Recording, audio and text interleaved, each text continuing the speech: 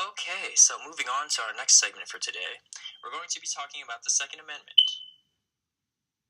The Second Amendment states that a well-regulated militia, being necessary to the security of a free state, the right of the people to keep and bear arms, shall not be infringed.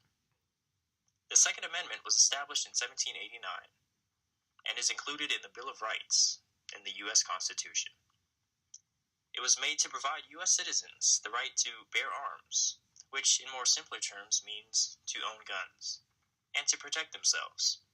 The main limitations on the Second Amendment can differ from state to state, but some of the main federal limits include permits, background checks, and specific clip sizes.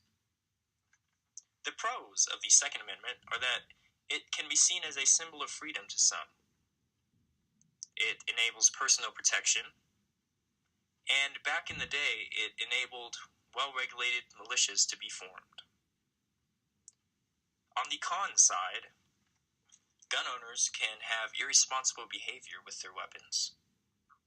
There are higher crime rates, armed criminals, and guns in nature are both dangerous and lethal. Now let's move on to the history of the Second Amendment.